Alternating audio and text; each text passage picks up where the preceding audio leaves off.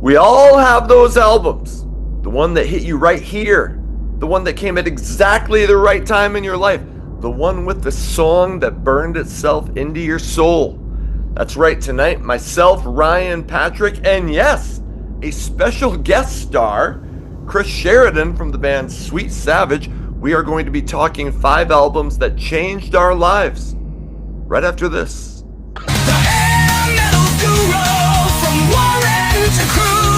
The hair metal guru. Never forget Charlie too. Welcome to the Hair Metal Guru. My name is Anthony. They call me the Guru. And yes, we have a guest star, a legitimate rock star in our presence to talk 5 albums that changed our lives. With that, let's meet our roundtable members. We'll start with Colonel Patrick. Back for the attack. Patrick, welcome back to the show. Oh, well, thank you for inviting me to be here with such an awesome crew tonight. And I am totally jazzed to hear what everybody's 5 albums that changed their life are. This is going to be awesome. Okay, and Ryan, RVK from the band Metalcast, welcome back. Thank you very much. Honored to be here amongst rock royalty. And Chris, it's nice to be with you too, you know? Yeah. Just a random guy. but it is awesome to be with someone that is part of the scene that we adore and love so much. So it is an honor. Okay. I know. It's great to be here. And Chris Sheridan from Sweet Savage, who we did an interview. Shoot, how long ago? That was a few months ago now. Yeah, like 5 or 6 Like in the months. spring or something. But anyway, we have been keeping in touch, and Patrick reached out, and you were like, yeah, you wanted to come on. So it is awesome to have you here with us tonight. Great to be here. Cool. And Charlie wants to say hi. Charlie's over Oh, here. yeah. Can't get She's to got it. big boobies. That's great. Oh, there's Shirley. Hey, I wanted to point out before we get started, I just got this package in the mail, and here's me always talking about my package.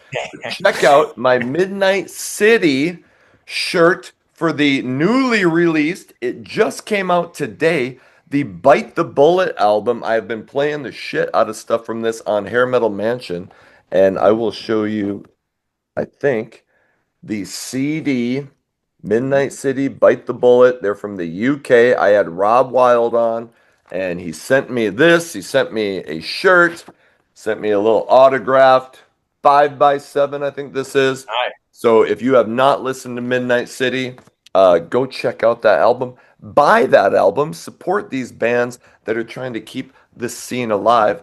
And with that, we're talking 5 albums that changed our lives. And I don't know about you guys, but I didn't put there is some hair metal, but I was like, fuck it, I'm just doing albums that I really think fit. So that was my philosophy going in.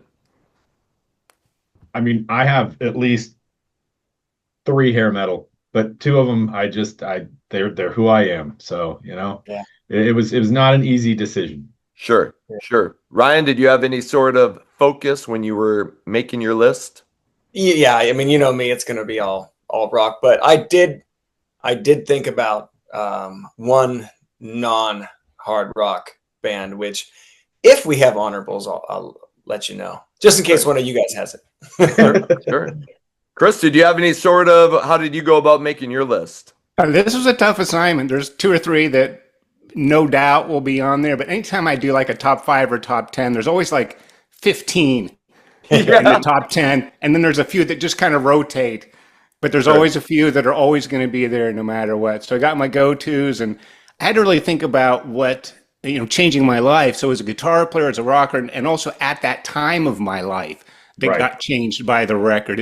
I tried not to go back, like thinking backwards, but like, who was I then? When did I get this record? When did I see it? And things like that. So I was kind of surprised with what I came up with, and kind of not, but it really had everything to do with changing my life, growing up and playing guitar being in a band, kind of changed my perspective. So I kept it to that. Few favorite bands, a few favorite records didn't get on there, but that wasn't the assignment. So Awesome. So I think we're going to go this route. I think we're going to go Ryan, Chris, Patrick, myself. Ryan, what's your number 5 album that changed your life? Well, the first 4 came like, boom, got them. I know these. The coveted number 5 spot was like, okay, I got to whittle it down from 10 probably. Is it going to be Steelheart self-titled? Is it going to be Berserk Tiger Tales? Van Halen? Oh, For Unlawful. I was always a Dave guy, and then that popped in, and I was like, that's killer. Hardline's killer. Whitesnake 87's killer. Scorpions Worldwide Live. YNT Contagious. None of those until I landed on Rat. And it was Rat's 81 to 91 album. Okay. So a few of these are going to, two of them are going to be best ofs because of the time I discovered them. So I think I got this in 96 or 7 and I fell in love with Rat. And it just like, it paved the way for the rest of my Rat obsession, but it also bridged a gap. My brother and my brother-in-law were Rat guys, and I popped it in my truck. And my brother-in-law, my sister's husband, he's about 15 years older than I am, so he was in the heart of it. Graduated around the time late Invasion came out, so it bridged a gap. And we were in my truck, and I popped in the tape, and lack of communication comes on. And we just went off together, just headbang city. And I was like, dude, I'm never looking back. And Rat 81 to 91, huge impact. It showed me that you can be a snarling fashion rock band with some virtuosos and mainly the look and the attitude. And it really got me going on my Rat and roll. Awesome. Chris, did you have any interaction with Rat back in the day? Not so much. A lot of these bands we were parallel because we were playing the clubs and they would be out on tour. And if I did run into them, a lot of times it would be like at the Rainbow when nobody's playing, just out and about. Definitely Poison. Yeah. Okay. So many times, and on stage, off stage, here, there, their gig, our gig. Okay. But not so much Rat. Great band though. Awesome. Well, let's go on to Chris. Chris, what's your number 5 album? Okay, can I give mine in chronological order of release? However you want to roll it. Is that okay? Yeah, because that's kind of how I thought through this, and Sure. It kind of tells a story from beginning to end. So I'll start with the initial one, and that's Kiss Alive. And I was probably 13 or something. It was probably 76. Destroy was already out, but I'd maybe heard Beth on the radio. But I'd never seen this record before, and I'm at that back when it was albums. I'm flipping through the bins and got to K, and I hit on this, and I had never seen anything like that before. I'm looking around like, is this okay to be looking at? Am I old enough? It was weird, and it was they're all dressed up in leather and studs, and there's smoke and the Kiss light and the guitar cables, and Ace has his guitar upside down, and Paul's got his feather, and it was like this whole thing was going on in one image. But it was one of those things that when you see it, it wasn't like I was seeing, wow, something for the first time. I was being reminded of something I needed to know. Like, this was important. This was like, oh, finally I found it. I wasn't looking for it, but it was like, here's something that just totally made sense. It was scary. It was exhilarating. It was all these things. And then, of course, listening to it, the versions of the songs were so much better than the original studio record, so it's really definitive. And like a lot of, or most of the live albums, they are kind of their own best of in a way. Yeah. Usually it's live, everything had done recent albums. So, but that was great. And it was that whole concert, please welcome, where you wanted the best and you got the best. And, I know you like your, tequila and, and orange juice and, Paul talking and the audience is, going back. So it really had that, the feel of the live that the studio just didn't have. How many of you got a little rock and roll pneumonia? Yeah. Paul Stanley had the most insane stage raps of all time. Like nowadays, I'm kind of like, oh, maybe that was kind of cheesy, but holy shit, I loved it back in the day. Oh yeah. All right, awesome. I'm right there with you on Kiss, man. Okay, Patrick, what's your number 5? This one I think is going to shock a lot of viewers, but in 1993, for me, when I heard this in my buddy's car, I had never heard anything like it before. Maybe a little bit before, but especially from this band. And they took the biggest left turn you could ever imagine when they put this record out. And since the first time I heard it, it ascended in my rankings as one of the albums that changed my life forever because it told me that there was a whole new world of music out there to really get into. And that's Shotgun Messiah's Violent New Breed. Wow. Such a amazing record, and again, such a left turn from what they were known for to go into such a like heavy, aggressive, almost industrial nature music. I've always loved Tim Skold's vocals, but Harry Cody's guitar playing is downright amazing. And what he was doing on that record, I'd never heard before, and I just thought this is something I need to have more of in my life. And it opened the doors for me to really embrace so many different styles of music. So I love Violent New Breed, and I know it's a very controversial album for a lot of fans, but give it a chance. It's so great. Do you like it better than the first two Shotgun Messiah albums? Yes. Okay. Yeah. And I love the first two Shotgun Messiah records, don't get me wrong. And I love the Kingpin record. And like I love all that stuff. But Wow.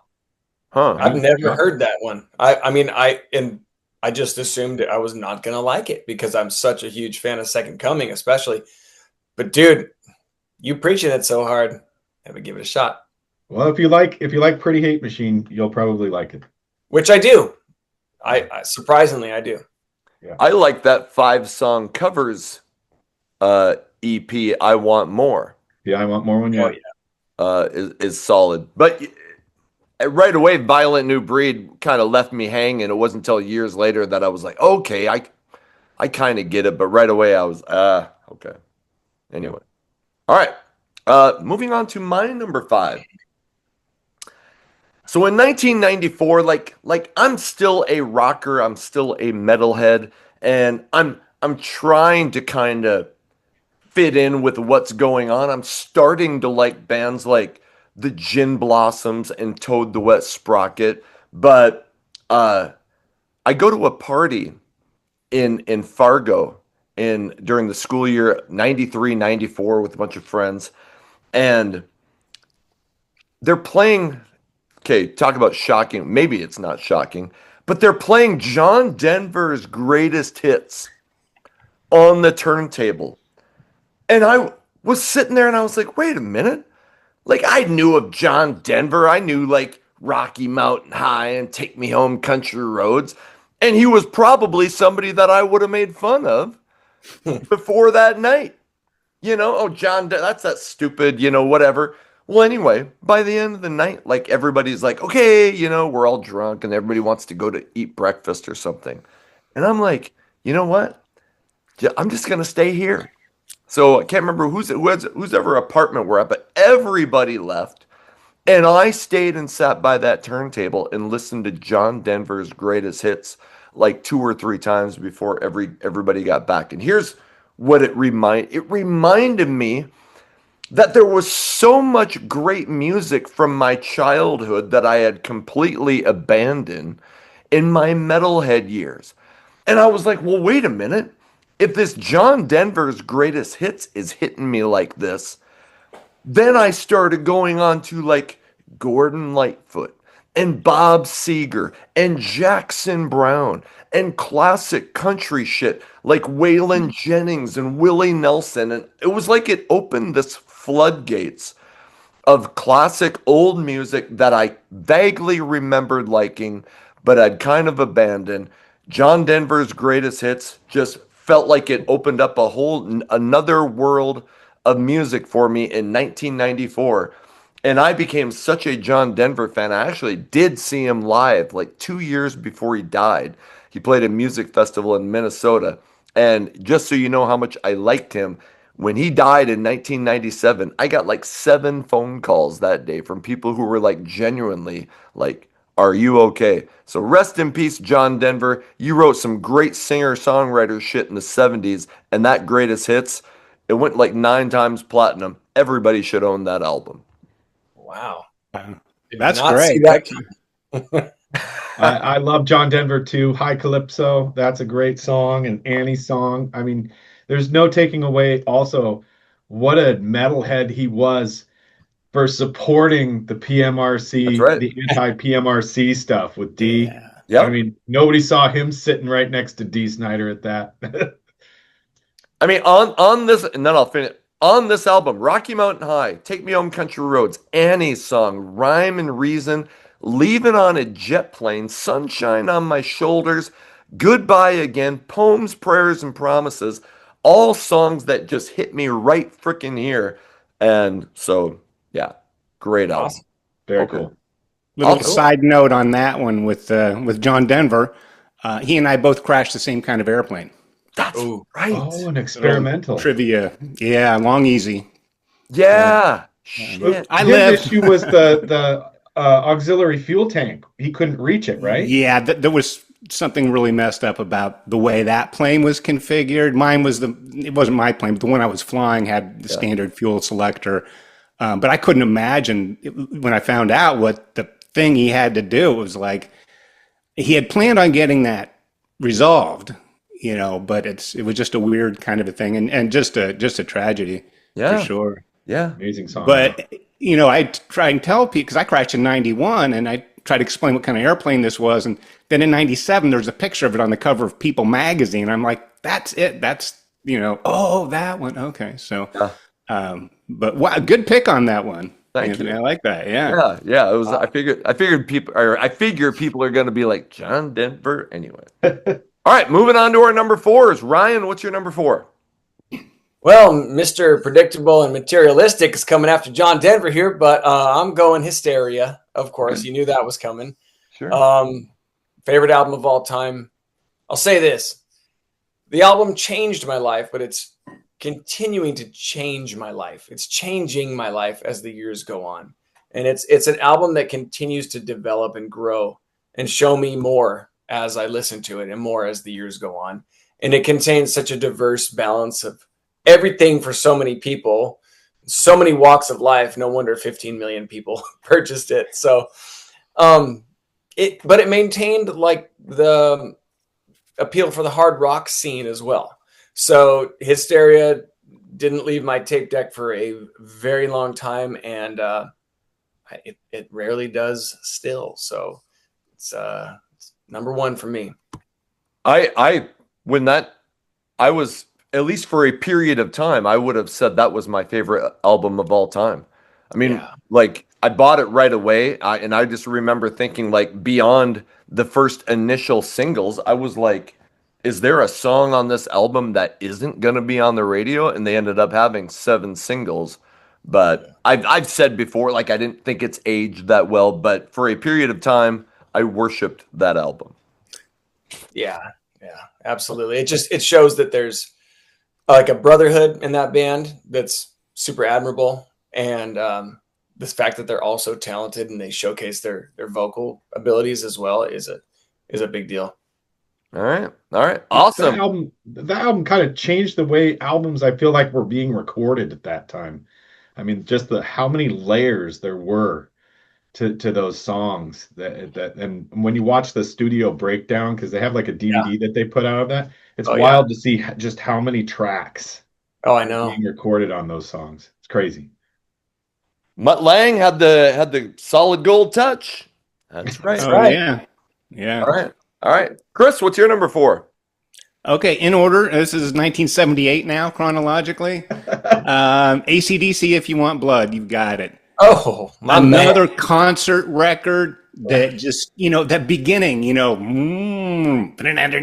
going into Riff Raff, like people are chanting. It really put you in the concert. The difference between the Kiss live record and the AC/DC is in the couple years in between, I had learned how to play guitar. Kiss made me want to play guitar. But by the time I got to AC/DC, I was already learning a few chords, and some of them were AC/DC songs. It was what changed about me is not only did I really, really want that, I felt like it was in reach. It was something that I could do because I had learned enough, and these songs were kind of easy enough to make kind of sound good. And Joey was, he could do Bon Scott really well, and we were just jamming around. It's like, okay, this opened up the possibility that, this is something we could actually do. So that's how it changed me. great. I'll just say straight up, I don't have any AC/DC on my list, but it was this close because I've said before, and I'll probably say again, AC/DC is one of the most influential bands in my life. They just barely missed the cut today. What are your favorite moments on that live record? Well, anything that really had to do with the actual live, beyond the song. And I want you to chant. I said, Yeah. hi, hi, I get high, hi. It really got you there. We didn't really have videos. I mean, there was Don Kirshner's rock concert and the Midnight Special. That was about the only time you could really see a live, or a performance of a rock band before MTV and all that. But yeah, Roof Raff and Let There Be Rock. You just really felt, you felt like you were there, and because you had to imagine it. There wasn't the video, there wasn't the pictures, and it's like you could tell Angus is probably running around, and Bond's doing this. But it was such a live concert. There were so many live albums in the '70s anyway. I mean, Bob Seger and Nugent, Double Live Gonzo. I almost put that on there. Yeah.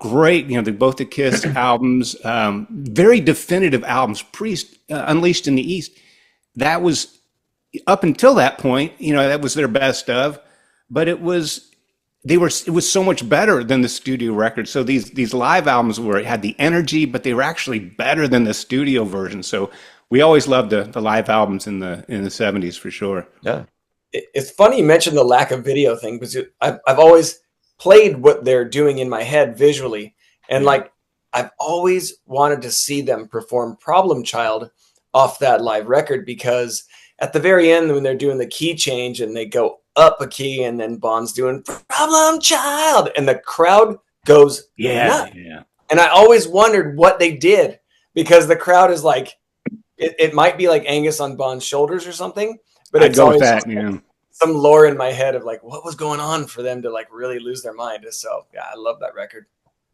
awesome. Yeah, it was like reading a book. You got the music, just like in a book you get the words, but all the pictures you had to, but it elicited it. The sound, the audience, the vibe of the whole thing. It just inspired the imagery and stuff. Yeah, great moment from that for sure. Awesome. Patrick, what's your number 4?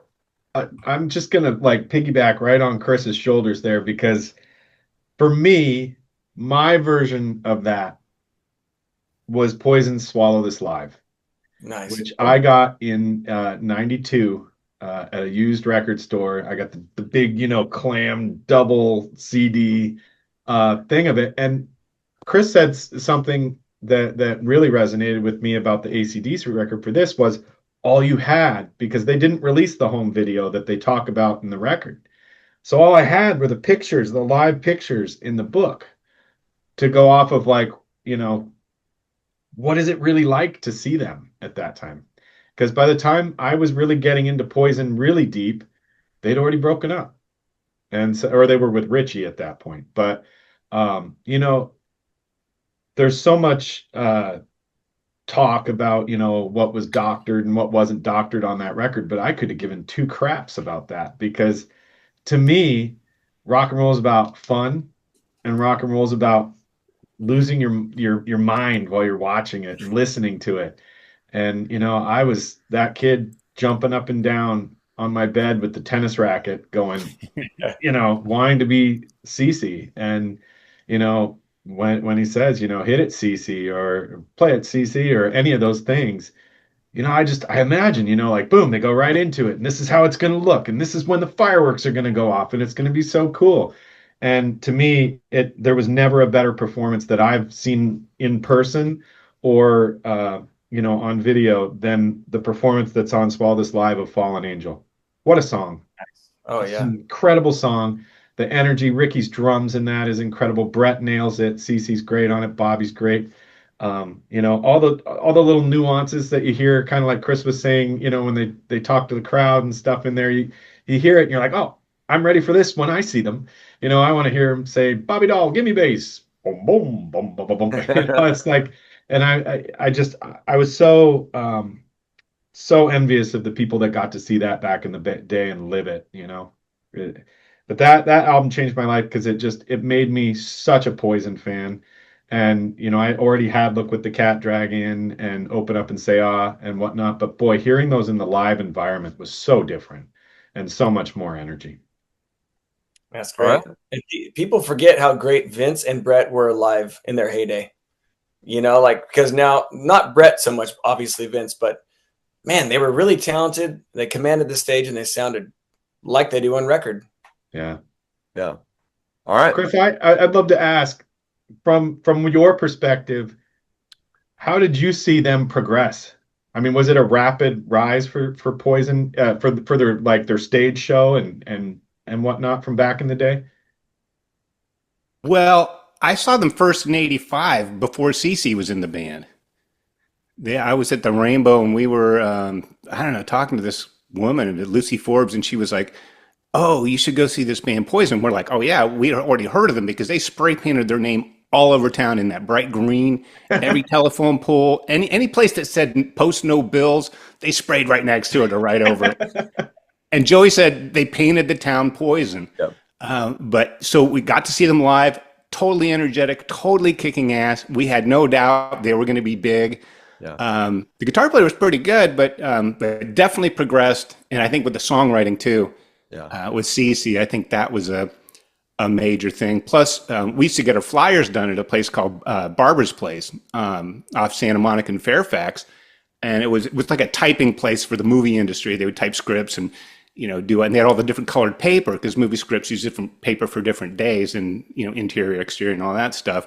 And we knew this girl that worked there, and so she'd let us in after hours because she'd be there all night typing, and we thousands of flyers for free, all this stuff.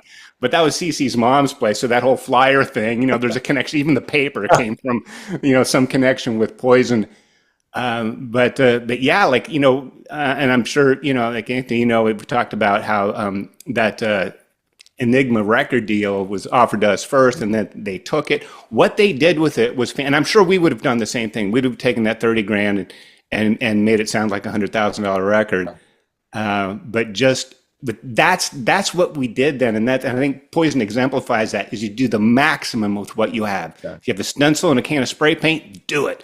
If you have a low budget album, you make it just sound like it's the biggest thing ever, and they did. And it was, I think it was a progression, but even by '85 they were already really on track for something. And I have a lot of admiration, as well as I dig the guys too in the band and songs for what they did. We did a lot of homegrown, homemade clothes and flyers and the stage setup and everything else, and it was a lot of work, and they really put in the work. Absolutely, they deserved every bit. That's one thing I've heard in so many interviews is how hard Poison worked, that you could not get away from that green logo if you were on the strip back then. All right. Well, moving on to my number 4, and son of a bitch if we don't have Poison one more time. Because at the end of my freshman year of high school, I remember hearing on the radio Nothing But a Good Time. And I was like, that opening guitar riff, I was like, what the fuck is this?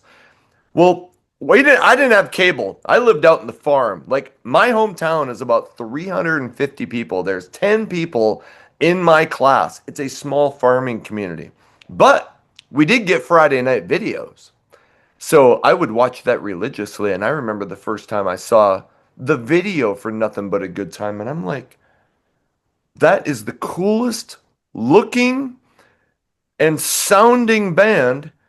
And I was like, how could any band be better than them live just watching the Nothing But a Good Time video? It was like everything I thought I wanted rock and roll to be.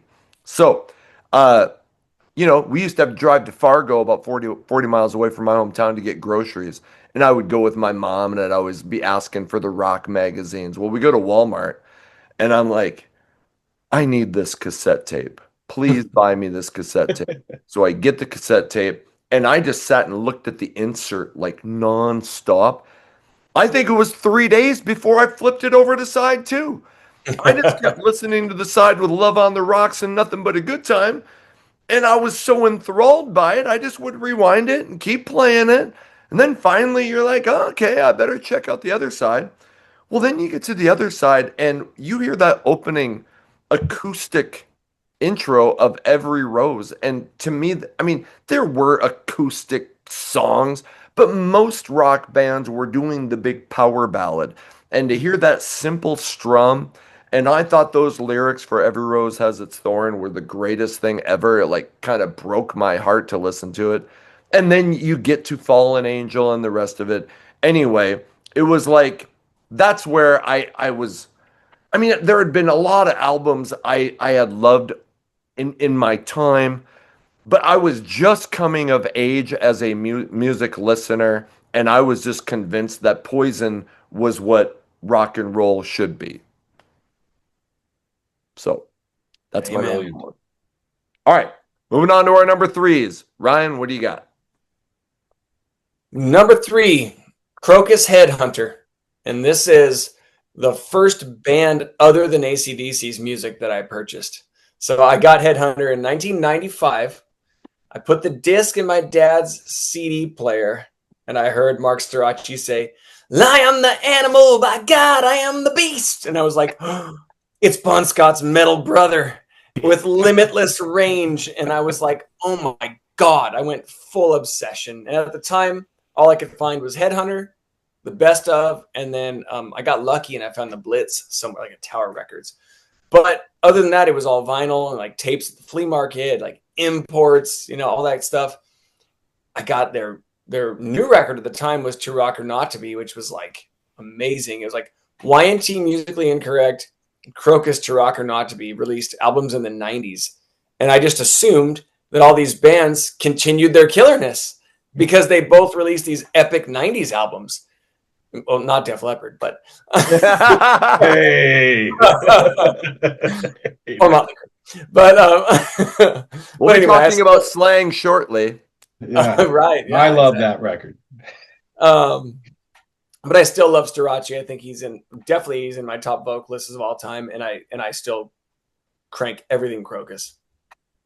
I haven't done any, and I should, but the new Storace record, his solo record, is really freaking good.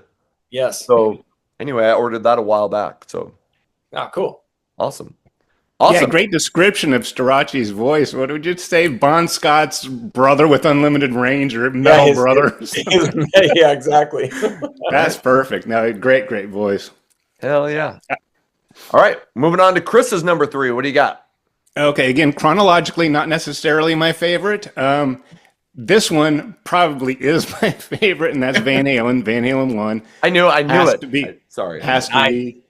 It sounded like nothing else like it, because by 1978, I had already seen, Aerosmith, and I, was a big AC/DC fan, Nuge, just any kind of hard rock I could get my hands on. We listened to even like Molly Hatchet and stuff like that, just because it, had good power rock, anything that really, really vibe. But it was otherworldly, not just Eddie's playing. That was a big part of it. I mean, a huge part of it, because I didn't even know you could even do that with an electric guitar, So AC/DC inspired me to like, yes, I can actually play something like Problem Child. It kind of sounds like it, and it's not too difficult. This, forget it. I'm not, maybe ain't talking about love. Okay, I can kind of do that, and maybe you really got me. But wow, this other stuff, it showed the guitar what could be done with a genius like Eddie, and take it far and beyond. But again, even though it was a studio record, it was alive. It was everything. It just said live. We're playing. It was like a concert, and even the record, like the insert, the part of the sleeve, had these pictures of the guys, or maybe it was on the back. No, the back was just Dave Over, and it was like the pictures of them after the concert. So on the cover, they're kind of like, they're all fresh, or, playing in the, kind of a live thing. But in the back, it's like they, or inside, they were just freshly off the stage, Eddie's all like sweaty, and Dave's like, oh my God, and Michael Andrews drenched in sweat, and, Alex is they're just all out of shape and completely spent, completely, left everything, nothing on the stage. I mean, just gave everything. And that's kind of like, you feel by the end of listening to that record, you're like, wow, what just happened to me? I've got all this, you're like sweating and you're out of breath, and you want more, but just phenomenal, kind of a no-brainer in a way. But at the time, like when it came out, one of my favorite records at the time was Heaven Tonight by Cheap Trick. That came out in '78 too. And I listened to that thing over and over and over again. And it's just, I like the songwriting and then man, then this thing came out and it was like all over. It's almost like you had to rethink what rock and roll was. I mean, I was into progressive stuff like Rush and, technical things. I was, very much into that at the time, but this was just so far beyond, so much fun. It was like they're laughing and they're partying and they're, just having a great time. And of course the LA thing, that was very clear. Growing up in the Midwest in Ohio, it's like, you just wanted to go someplace warm. Someplace that wasn't rainy and cold and sleet and all this stuff. And it's that kind of epitomized that LA, and it was the forerunner for what, really became the whole big change of the LA scene in the 80s. It became the world stage for music. But great record. I'll shout out my buddy Greg Renoff. I don't know if he pronounces it Renoff or Renoff but anyway, Greg wrote the book Van Halen Rising. If you have not, and I'm not even the world's biggest, I like Van Halen, but I was never obsessed with Van Halen. But that book is the most in-depth history on the early years of Van Halen leading up to like the first album. It's phenomenal. So yeah. I have a copy. It's great. I've actually given it as presents. Because I know a lot of Van Halen fans. So right. Love that. All right, we're moving on to Patrick's number 3. What do you got? This is the only hair metal adjacent pick of mine, and it's not that far off because it fits the time frame. But I've talked about this record is life-changing for me. If anybody knows me, they know that this is going to be in here, and that is 1991's Live Baby Live by INXS. I'm a diehard INXS fan. The Ferris Boys could do no wrong, and my God, there was never, and I know this is controversial on this channel, but there is no better frontman that's ever graced the stage than Michael Hutchence. Wow. Have at it. All right.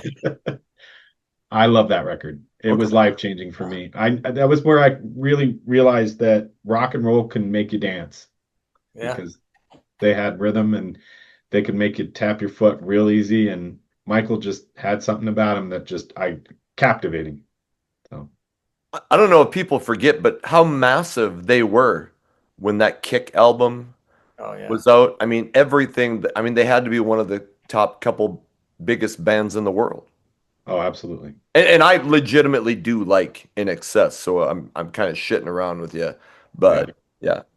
They blend well with all the shit we usually listen to, though. Like I love INXS. My dad used to crank INXS, and he was the one that got me into AC/DC and Zeppelin and everything. So like it's a perfect one of these for this kind of music we normally listen to.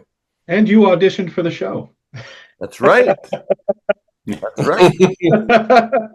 I hope that tape never sees the light of day. Yeah, let's get that thing and we'll put it right in here. That'll be awesome. Absolutely. All right. My number 3. Okay, I have mentioned this band before. 1992. It's my freshman year of college, and end of my freshman year of college. And I'm at a party in my hometown in Leonard, and I have my sister's car. And I'm kind of drunk, and I'm like, well, I better wait like 45 minutes or an hour before I drive home, thinking, oh, that'll be enough for me to sober up. So I pop in a CD, and I'm sitting there, and this like country music I would later call it alternative. Sorry. Come on, Charlie. I would later call it alternative country. And I was, this is my metal years. I'm still in my metal years. I haven't done my John Denver discovery yet. That John Denver kind of helped me remind me of the old music that I loved. But listening to this Gear Daddies CD, number 1, all the lyrics are about like growing up in a small town and kind of like, thinking that there's nothing else besides this. And I'll be honest, drinking too much. A lot of the lyrics are pretty desperate. And I wasn't yet in my alcoholic phase. I was still in my partying is awesome and it's just a casual thing phase. But the lyrics on this album would kind of foreshadow the future that I was going to have in about 4 or 5 years when alcohol got out of control. So here's what this album taught me is I was like, most of the music I knew at the time was just shit that was popular, that was on major labels, that my friends and I knew, that was on radio or MTV. And now I was like, well, who has ever heard of the Gear Daddies? Nobody. And that kind of let me know that, you know what? You need to start searching because there are a lot of cool bands out there that are not on the radio, that are just maybe local and they're super talented, but for whatever reason they haven't hit it big and famous. The Gear Daddies actually did play Letterman in Yeah, they did. 92 and they broke up shortly after that. I feel like if they had hung around till the grunge movement had really gotten into full swing, like they would have fit alongside bands like Toad the Wet Sprocket and shit like that that was getting big in 92 and 93. But some of the lyrics are so damn desperate. And I'm going to give you a couple. There's a song called Color of Your Eyes.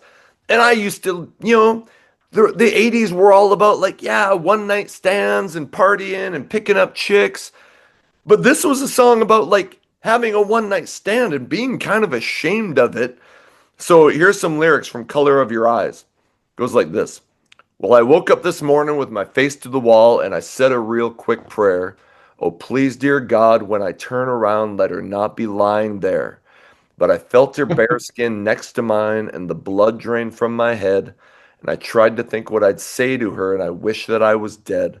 And I can't remember her name and I'm sorry for all my lies, but I can remember her voice and the color of her eyes. And it's like all these lyrics are just like about being lonely and wondering who you are and shit and regret. And I worship this album.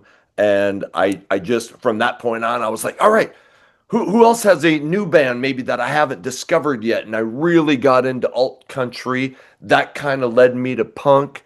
So I love metal, but I got into a lot of different music. And I think I give a lot of the credit to the Billy's Live Bait album from a band called Gear Daddies. They are a good Nice. band, and I've checked them out deeper because of you. And I also, like they kind of tie in with the refreshments and things Yep. like that. And it's really good stuff. Absolutely. Absolutely. Oh, anyway. Okay. That could have been I mean, any one of these on the right date could be my number one, but Yeah. all right, we're moving on to our number twos. Ryan, what's your number two? Motley, Decade of Decadence. And I got this thing probably in 97. And you know when like, and Chris, you probably know this about like Van Halen 1, and you guys will have these as well, but like when you know an album so well that mentally you know what's going to come next and you can play through it in your head and you'll catch yourself like subconsciously, like subliminally singing like the eighth song, like 45 minutes later. And you're like, shit, I've been playing Highway to Hell for the last 40 minutes. And like, it's just been happening. That's how it was with this one. I listened to this so many times and I got the VHS and I probably played it like twice a week for 2 years and just was like full Motley obsession. And I think my next purchase was Shout at the Devil, which also changed my life. But I made the statement before about how they've changed my life. But really, like Motley made me just like, it brought out like the badass in me. It brought out the slut in me. It brought out the weightlifter in me. It brought out the home run hitter in me. It brought out just straight less of a pussy. And I mean, I'm finally listening to four dudes that look like they just got off the beach. They're athletic. They're good looking. They get the ladies. They're degenerates, but they happen to play really killer music. I idolized Vince.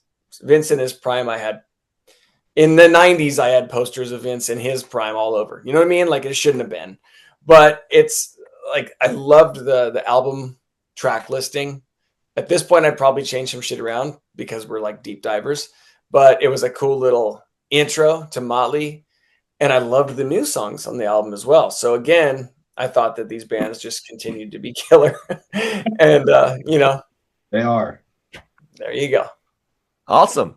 All Awesome. right. Moving Angela on. Oh, is go ahead. I was gonna say Angela on that album is such a banger. Oh my God, Angela. And the 91 remix of Livewire. I mean, holy Yeah. cow. It's just the minute you hear Livewire, the first time you hear that, it's like, whoa, he's And that's not what got a it guitar, he's got a chainsaw, you know? Yeah, that's what it kicked off with. So that was cool. Yeah. Killer stuff. Hey, I want to point this out. Where the hell is it? Shit. I think it's on the Skid Row album, but this just popped up. Jeff Blyle, JEFFBLEIL _ Eye of the Beholder, just donated $10 to the channel. Through there's like these super likes that you can and donate, and I'm not asking people to do that, but anyway, it just popped up that he donated $10. So Jeff, thank you so much. That is kick ass. I really do. Right on, brother. Nice. So Yeah. moving on to Chris's number 2. What do you got? Well, speaking of Motley Crue, we have to go back to 1982. I get for me for this one. I was senior in high school. I go to the record store after school almost every day. Was waiting for, I think it was Iron Maiden, because I knew they were going to come out with a new record. I knew they were having this new singer. I had no idea about this, so I kept going to the record store. Is the new Iron Maiden out? No. I'd come back next week. And one time, this guy goes, no, but you might want to check this out. And he handed me Too Fast for Love. It was their Leather Records debut. I had never heard anything about these guys. I thought they were from England because it was the import price. Back then, albums were like $6.95, $7.95, but if it was an import, you're going to pay like $8.95. So it was really a premium on it. So why, they're from California. Why is it export price or an import price? And he said, well, because it was their own label. They're not even on a major. That's just the distribution. That's how it worked out. And I couldn't believe it. I mean, it was like I knew I was going to buy it. So I didn't even have put anything on. I mean, I knew I was going to buy it just from the cover and pay extra for an album I had never heard of these guys, but it was that cover. And the cover, it's, what that is? That's Sticky Fingers. Yes. From 1972 from the Rolling Stones. Yeah. Sticky Fingers, blue jeans, a zipper, probably a, t-shirt, I don't even know what. And this was that. This was our Sticky Fingers. This was where, back in the Egyptians, where they chisel off the old pharaoh and they put the new pharaoh's cartouche up there.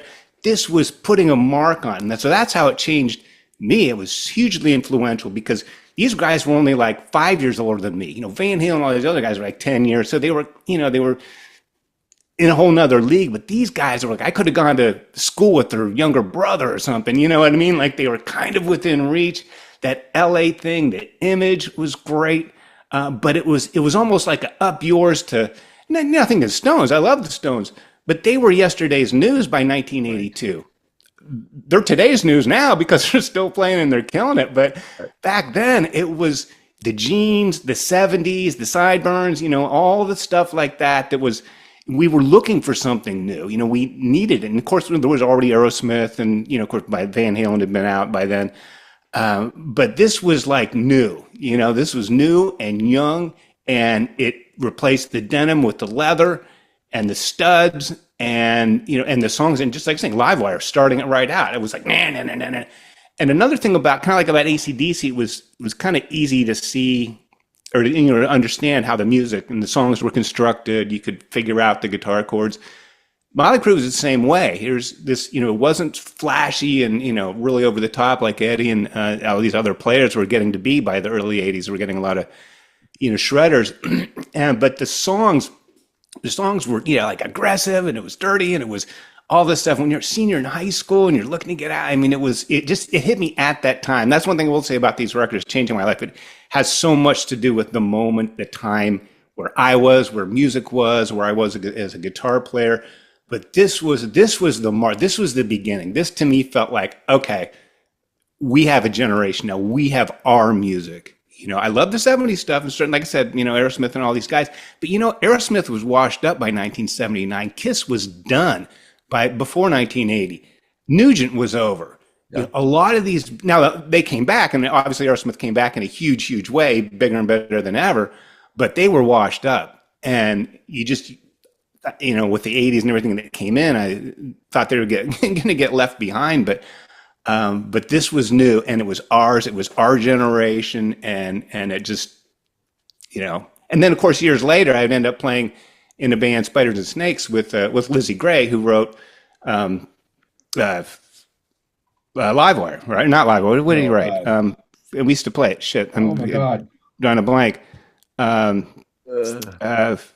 Public Enemy #1. Yeah. Oh, okay. So we'd play that at shows, like at the Whiskey. He was like, "What are you doing playing a Motley Crue song for?" That's kind of a weird cover. And I'm like, "Nah, Lizzie wrote it in London. It was a London song that Nikki was in with him before that." So that kind of came full circle that I would end up playing in a band that was a guy that wrote one of those songs off that record. But it was ours. It was finally, this is ours, our generation, our attitude, our music. That's amazing. Well said. Hell Yeah. yes. That is And, awesome. and do you still have the leather record? Yeah, I think that's one of the casualties of moves and damaged things. And I looked for it. I don't. That I'm a little disappointed about that because I even got them to sign it back then. But it was and I think the production was even better than what Elektra did to it. It was just a little bit raw, a little bit just in your face. I Did you saw. see that? I'm sorry. Oh, I saw Mark Knight from Bang Tango, who has a solo album out. Mark Knight and the Unsung Heroes, 6 Times the Charm.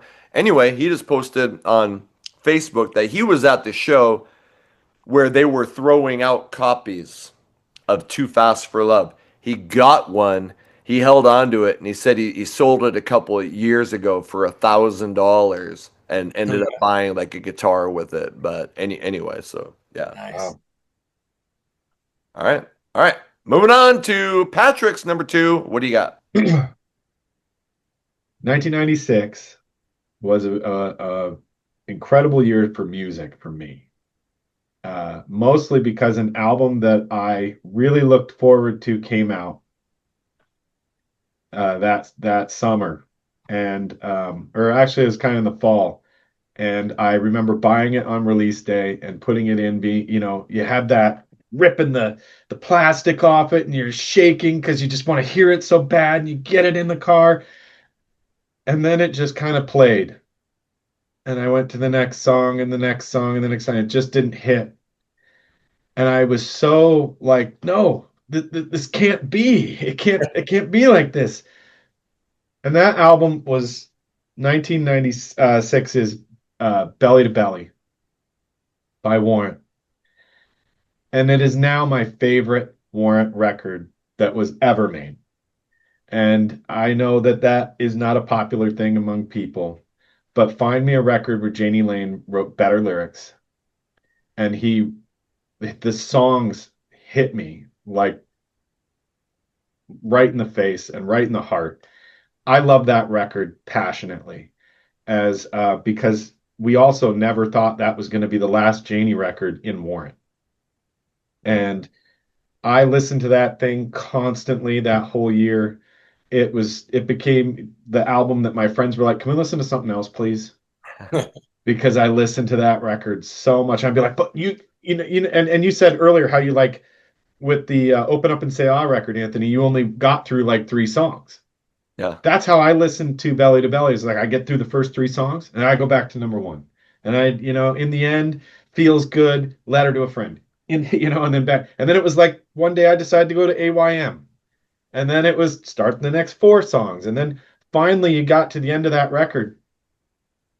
And holy cow, I know I speak a lot about the Belly to Belly record, but that album is just phenomenal. Chris, I know you played with Janie, right? Yeah, both as a singer and a drummer. He sat in with Sweet Savage as a singer, and then when I was in James Kotak band, we had James Kotak, a drummer, singing, and then we had Janie, singer, playing drums. But he actually played drums in the early days, I think, before they got sticky, right? Yep. From Cleveland, another one's more Ohio boys. So we put something out there. Did you ever get to be around him when he was writing?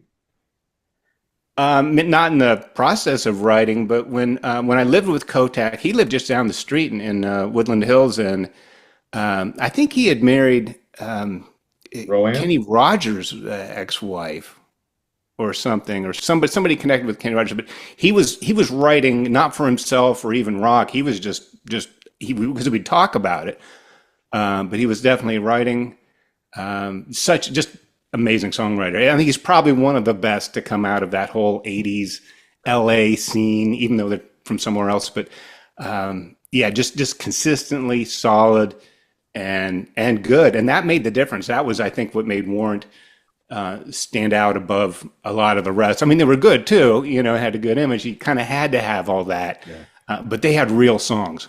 They had a real songwriter in the band. Speaking of Janie Lane and James Kotak, right now I'll pump the interview that's coming out shortly with Rick Steyer, who was in Warrant on the Belly to Belly album in the mid '90s and was always associated with James Kotak in Kingdom Come and later on in the solo. Did you know Rick Steyer very well, Chris? Yeah, well, his name came up all the time with the Kotaks and everything. I think he came out to a couple shows or something, but yeah, sure. And then Kingdom Come. I remember when I first moved to LA. I'd been there a few times, but moved there in '87, and I'd run into Kotak over the years. He was from Louisville, Kentucky, so they would play the Alrosa in Ohio, and then I ran into him in Texas because they were on the same circuit. And then a couple years later, I run into him in LA, and I go, "What are you doing?" He goes, "Oh, I just got in this band, Kingdom Come, and we don't, we're not. Here's a rough mix. I'm not supposed to play anything." So we went in his car, and it was just like, wow, Zeppelin drums and this epic thing. But yeah, it's what a great and Danny Stagg, what a great blues player. I've heard him play, not doing, Kingdom Come, but just jam nights or something, and just phenomenal. Yeah. But that interview, there is so much cool stuff about Janie Lane, the Jabberwocky Project, and James Kotak. Oh, good. I look forward to it. Yeah, it's amazing. So that'll be coming out. But yeah, okay. Anything else on Belly to Belly? That's I was figuring that, and I'm glad it was in there. And if nobody else has anything to say, Patrick went from Patrick did Poison Live, and then I did Open Up and Say Ah. Patrick did Belly to Belly, and I'm gonna go into Ultraphobic. So Patrick's my brother from another mother. Ultraphobic comes out March 7th, 1995. I was so fucking jacked. Like, I went and bought it the day of. I remember I had to go work. I was working at a restaurant. Had to go work, and I'm bringing it, and I'm telling, like, this girl, I'm like, "Oh, the new Warrant came out. Is that the Cherry Pie Band?" And I'm like, "They're so fucking much more than that." Anyway, so I'm diving, and at first I'm like, what do you guys do? Like, you made a grunge record. Like, don't do that. But it started growing on me. And here's kind of like the life-changing part, and maybe not the good part. But when I bought that album, I was doing really good. Like, school was still going good. I was in college. I was in shape. I feel like Janie Lane was still doing pretty good, at least from the outside, when Ultraphobic came out. I saw Warrant in right outside of Minneapolis in September of 1995. It's on YouTube. I actually got pulled up on stage on this show. Janie looks and sounds great. I look pretty good. The guy's got a fucking Stronger Now tattoo across his fucking arm. Look at him, put the fucking spotlight. That's a man who is committed. That's a man who... You have no fucking idea, folks, what that does to you. You write a fucking song, next thing you know, you see it on somebody's fucking arm. That means the fucking world to me, brother. Thank you very much. I'll tell you what, why don't you step up on the side of the stage? We're gonna get you fucked up, okay? But both of our lives were going to shit right after that. And when you look at the lyrics of Ultraphobic later on, you go, oh, wow. You can see the darkness and the desperation. When I see that, and I just discovered this YouTube video of this Warrant show, September of 95. I am probably 2 weeks away from finding out that my girlfriend's pregnant. My daughter was born in June of 96, so I find out towards the end of 95. My girlfriend's pregnant. I drop out of college the next year. I gain 80 pounds over the next 8 years. I'm an alcoholic. And my downfall kind of coincides with Janie Lane's in a way. So, things were going great in my life. Warrant is awesome. When Warrant starts falling down and Janie Lane starts falling down, so did I. And I always, Janie Lane was like the rock star that I just felt this kinship with. I was like, you know what? If anybody out of the bands that I adore, if anybody probably understands what I'm going through, it's probably Janie Lane. Just because, I related to those lyrics so much. Here's a couple lyrics from Undertow. And then the storm broke, and the rain fell, and the flood came, made the river swell. Then the dam broke, I just let it go. I was pulled down by the undertow. Like, I related to that. And then I'll give you one more, and then I'll be done. Chameleon, holy shit. If you haven't heard the song Chameleon of Ultraphobic, but here's the lyrics. You always change your colors when you find yourself in a fix. And when you get yourself in trouble, you just pack your bags and split. And you're off to find a new love who doesn't know you like some do. Put on a smile like it's makeup, protection from the truth. Like, in my early years, I would have never related to that. But once the booze started hitting, then those lyrics are like, what the fuck is going on with me? How come I'm getting so depressed and everything's falling apart? So anyway, that album just hit me at a time, and maybe not a good time, but it just has stayed with me ever since then. So Ultraphobic, for right or wrong, it just changed my life, and maybe because it took me through the dark years of a bad time in my life. It's a brilliant record. Hell yes. It is a brilliant record. Great story. All right. And I think after this, I won't be such a downer, but I know I had a couple downer albums there. Anyway, moving on to our number ones. I'm dying to hear what you guys got. Ryan, what's your number one? Okay. AC/DC, The Razor's Edge. And this was finally my AC/DC. My dad and my brother had all the Bond stuff and Back in Black and For Those About to Rock. But I was like 9 and 10 years old when this album came out. And I never look back. I mean, this album is why I'm sitting here today talking to you guys about all this stuff. This album set me on the path to, I have to have everything AC/DC, obviously. But once that was tapped out, I have to have everything else that was inspired by AC/DC, which is pretty much everybody. It's like AC/DC was the 80s band's Beatles. You know what I mean? Like, it's just, so this album, I still love the album. It's not my favorite album, but it is one that set me on a course.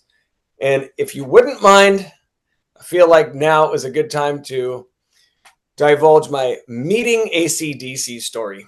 And this is one that was like divine intervention. But 1996 was my second concert ever.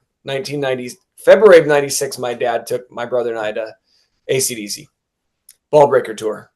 Later that summer, they came back and played an amphitheater, the Shoreline Amphitheater in Mountain View, California, Bay Area. We got 13 rows up, perfect seats right in the middle. Like, that was enough. Now, I was full AC/DC obsession. So we get there, and my dad took my friend Nick and myself, and we're 15. And KSJO was a radio station, San Jose, and they hard rock station. And if you had their T-shirt on, you get to reach into a box. And this box was maybe 3 by 2, big box, full of envelopes, probably 1,000 envelopes in there. And in those envelopes contained stuff like, I remember Def Leppard tickets to the Slang show, CD prizes, whatnot. But 2 of the envelopes had backstage passes. So my buddy reaches in, puts his hand in. Congratulations. You have won 2 backstage passes to meet AC/DC in person after the show. Wow. I am so speechless. the radio station gal is like, "What's wrong with you? Aren't you excited?" And I can't even talk. So after the show, we go to the side of the stage where we were told to go, kind of like the front of the stage, that side of the stage, and there's a door. And the guy goes, "All right, you got 2 passes. We'll let you and you, the 2 15-year-old boys, go." And my dad goes, "Oh, I'm not letting my boys go backstage at AC/DC. I am coming." And the roadie was like, "Yes, sir. Come on in. But you got to sit right here." So we get sat in this picnic table area, and we're chilling, and we get Ball Breaker promo flats. And that's, again, enough for me. Like, I'm obsessed. This is great. So we're told that the fellas are going to come up, and there's like KSJO people walking around, taking pictures, this and that. So first things first, Brian Johnson emerges, and these girls come up to him, and they're kissing him, and he's smiling, and it's great. Well, he reaches into this cooler, and he pulls out a beer, and he goes, "Oh, what the fuck is this? This ain't no fucking beer." And he slams it down, slams the cooler, and bails. And I'm like, fuck, Brian Johnson's a diva. This is fucked up. It breaks my heart. So he comes up like 2 minutes later with his own cooler of like Newcastle and Guinness. And this is a fucking beer. Smile, happy, meeting everybody, taking pictures, kissing babies, blah, blah, blah. Comes up to me. I got braces. I got my AC/DC Are You Ready shirt. And a boner out to here. No, exactly. It was that big. and he signs the promo flat, and I go, "Can you sign my shirt too?" And he goes, "Oh, I gotta sign this fucking boy's shirt." And he slaps me on the back, and I'm like, Brian Johnson slapped me on the back. Yes. So next comes Phil, and he's got FootJoy gloves on still, and he's got this vice grip handshake. I'm like, Jesus Christ, like, I'm gonna break my hand. Then comes Cliff, barely said a word, nice guy. They're all happy to sign my shit. So then we're waiting, and my dad is talking to one of the roadies who was telling him what a dick Sebastian Bach was, and he was about to go and be a roadie on Skid Row's tour. So up comes the Drowned Rat, 5'1", extra large purple shirt and jeans, legs this big, Angus Young. I cannot believe how tiny this guy was. And he comes up to me and he shakes my hand. And I'm 15, I'm not that big. And I felt like I was going to break his hand. I mean, the guy is. And he goes, and I say, "Will you sign my shirt?" And he's got this high pitched voice, and he signs my flat, signs my shirt. Malcolm Young comes up, same way, tiny hands, polite, signs things, pats me on the back. Dude, there's probably, there's a few nights in everyone's life which they remember very well. This is one of them. I mean, I was 15 and I remember it like it was yesterday. And it was one of the best evenings of my life. It's amazing. Awesome. Yeah, that's great. Thanks for telling that. Wow. That was awesome. Really good. Shit. All right. Moving on to Chris's number one. What do you got? Okay, again, chronologically, so this would be more recent, and I'd really pick from that time period where I was cutting my teeth and growing as a musician, band member. Well, I certainly love guitar players, and I still do, and I was always reading Guitar Player magazine, finding out how the new guys are. This guy, Mark Varney, had this Shrapnel Records, and he would always have he would highlight a couple metal guys, mostly people had never heard of or couldn't even have access to the records. Well, he let go about this guy, Yngwie Malmsteen. I didn't know how to pronounce it, but Yngwie from Sweden, and Total Shredder, and I read a couple other things, and it's like, okay, I gotta hear this guy, but there was nothing available. Well, there was this record store in Columbus, in Ohio that's where you could get Kerrang and kind of you could get Circus and Hit Parade or anywhere, but if you wanted to go deeper and get some imports, and I was getting into Saxon and stuff that just wasn't mainstream, you wouldn't find at the mall store, this independent record store. And I kept going in there. Did you get the Steeler yet? Did you get hey, the Steeler came in today. Okay, great. So this band Steeler, I got it because of Yngwie. I had no idea about the band or anything like that. took it home and just played it over and over and over again. I didn't know you could do that with a guitar, that very, very clean, fast, classical, ripping shredding that was still, he's still melodic though. You know what I mean? There's a lot of shredders that are very technical and aggressive. But even early on, there's parts of it anyway that you could almost sing, that he could, bend a note and had vibrato. So it really wasn't just a onslaught of notes, that there was something thought out about it. Again, this is when I'm, playing in clubs, starting to, starting to learn how to songwrite and do these other things. And I knew I wasn't going to play like that, but the songs on the record were actually, again, they were easy to unpack. And there's a song called On the Rocks, which, about a year later, I was in clubs playing my song On the Rocks, spelled it differently, completely different song. But I actually think that's where I got the title, was from that.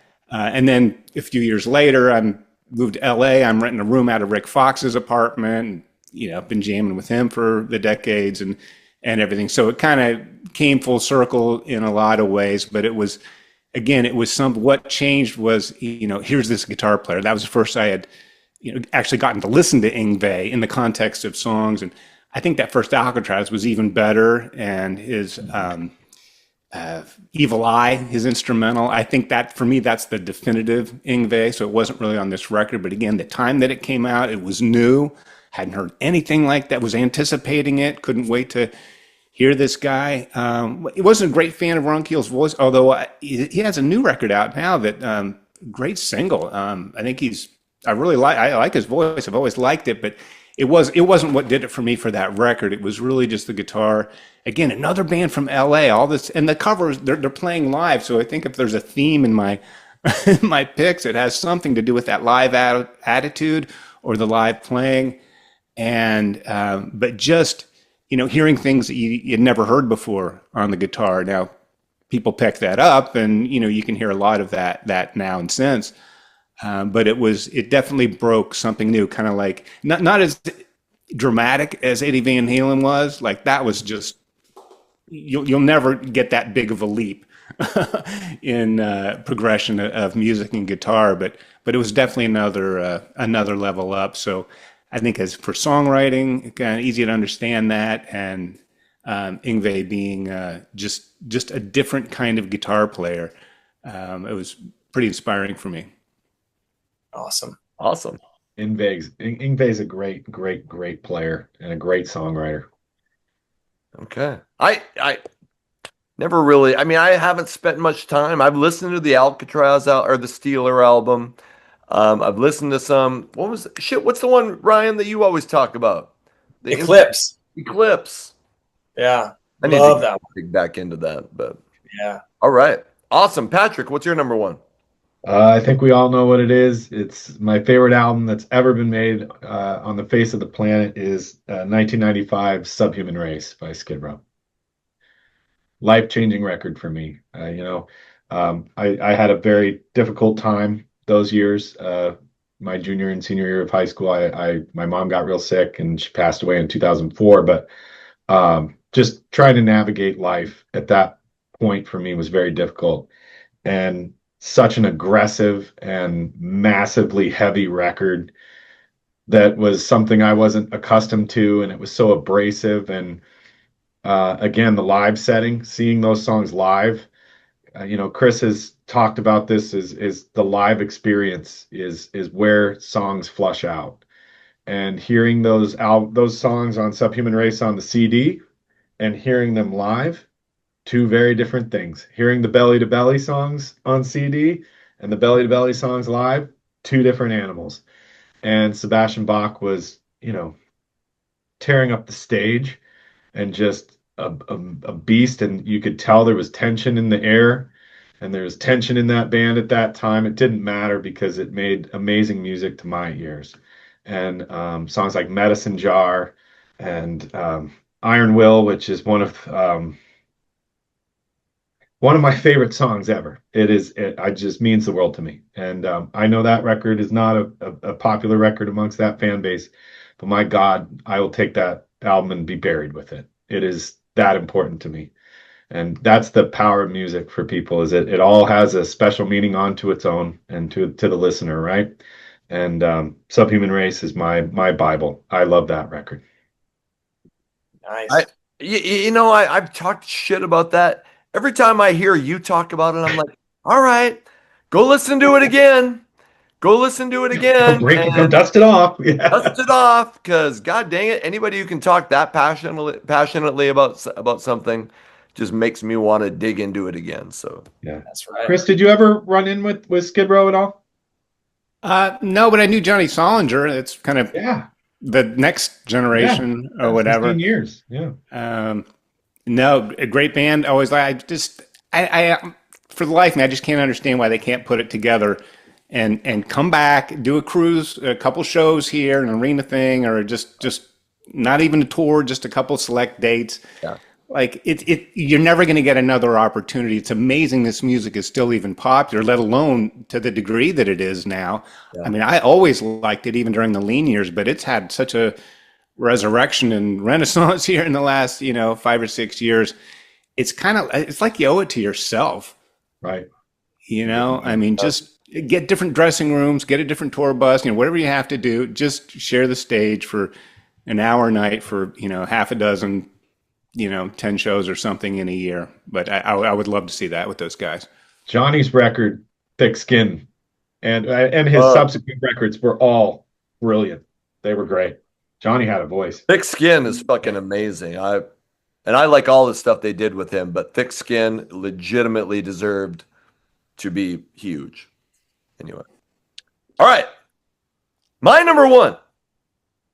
I never related to any lyrics at a particular time in my life like I related to this. They call us problem child. We stand our lives on trial. We walk an endless mile. We are the youth gone wild. Holy shit, Patrick. We went. I know. I just connected for me. I promise I didn't know his list. I always knew that I was a big music fan, but I just assumed everybody was. And this album, I started to realize that I started to know it was really different for me. And this was the first band that I felt like I discovered on the ground floor. Like when I started really getting into Poison, they'd already kind of blown up on Look What the Cat Dragged In. I mean, I knew those songs. I really liked them. But I heard Youth Gone Wild right away, and it was like, oh, this brand new, but they haven't blown up yet. And you're like, okay, I'm going to grow with this band.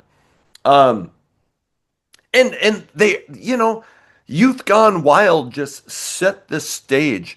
And I've said this before, like when you're young, you feel like, oh, you're so oppressed and everybody's against you. And you realize later on that you had no clue what you were talking about. But in my town, and I got along with everybody in my town. It's not like I felt like, oh, they were, but I felt different.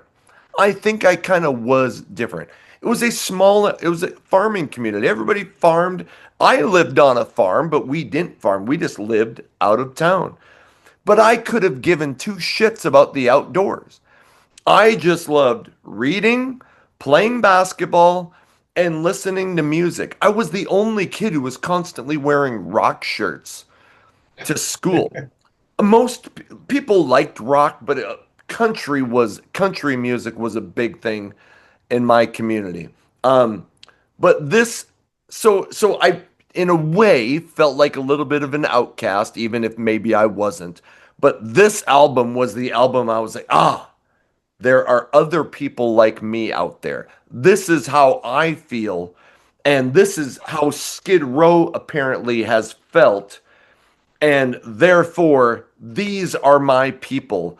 I have never, there's other, like I like Slave to the Grind better than the debut album. There are many bands that I'm a bigger fan of these days than Skid Row. But I just don't think that I ever related to an album or loved an album as much as I did the debut Skid Row album in 1989. That was when I found my music and my people. So that is my number one. Here, here. Very good. It's kind of funny hearing everybody tell that story because it's so amazing how we all found that band or that album that we went, oh, this is me, you know. Yeah. You know, Chris talked about the Motley Crue record and getting the record and going, oh, this is me. That's how I felt. You know, like when I got Look What the Cat Dragged In, I was like, oh, I don't look like these guys, but but wow, this is for me. You know, it's so great hearing that, you know, throughout this story and this channel and hearing it from fans too of the channel is they all say like this is when I found my music. And It's just so cool. And when you realized that music was different for you, I just assumed everybody was sitting around reading the liner notes of the cassette. Yes. And memorizing the lyrics. And I just thought everybody did that. And then you find out like I remember hanging out with a good friend of mine in high school. He was like, you got to go fishing with me. Where I'm like, I didn't give two shits about fishing, but I'm like, fine. And we're driving there and I'm like, well, aren't you going to turn on the music? He's like, I don't really listen to music. And I was like, what? Like obviously you got to turn on the music, and we probably shouldn't even talk in the car because all we should do is listen to the music. And I was just like floored that people weren't just obsessed with, you know. And I think it's like I said, around that Skid Row album, you know, and hanging out with people and starting to go to parties and realizing like when I was at the parties, I was the one sitting over by the record player and going, okay, we need to play this and we need to play that. And other people were like, yeah, play whatever. I don't care what you play. No, it's like, you don't? Like, that's not the most important decision to you when you're at a party is what album is playing? I'm going to play this first. Okay, well, I'll take it. I'll do it. So anyway, Right. it was, music was different for people like us.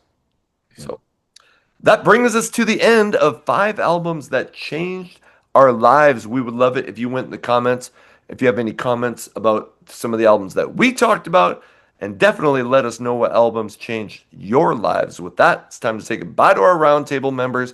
Ryan from the band Metalcast, always a pleasure having you on. Thanks for coming on, man. Thank you very much. And it was so cool hearing firsthand recount of some of these things too. So very special episode for me. Hell yes. And Chris Sheridan from Sweet Savage. Go check out the 5-song Sweet Savage. I shit you not. Go check it out. It's on YouTube. It's phenomenal. It was a blast interviewing you back in the past and hearing about your story. So cool that you came on tonight. Thanks for having me, and it's great to be with. I just loved every story, everything, different points of your life. You know, music is life. It's a soundtrack of our lives. So, and you are welcome on anytime. Like, we would love to have you back if you're up for it. Anytime, just let me know. Yeah, I'm usually available. Right. All right. Colonel Patrick, who does so much behind the scenes, sets up so many of the interviews. Thanks for coming on, man. Best channel on YouTube. I love it when he says that. All right. Like we said, we want you to go in the comments. In the description, you'll find the link to Hair Metal Mansion that I host every Saturday from 6 to 8 p.m. Central Time on Rock 101 KLOL. You'll find the link to Hair Metal Guru merch. Get yourself looking all badass, kind of like Clint Eastwood and shit. You'll find the link to FNA Records. They're putting out new music from some of our favorite 80s artists. And hey, whatever you can do to support the channel, truly, I do appreciate you being here. Until the next video comes out, my name is Anthony. They call me the Guru. Take care of themselves. I always love asking this question. Were there any bands that you were like shocked didn't make it? Yeah, Sweet Savage. Obviously. I still am.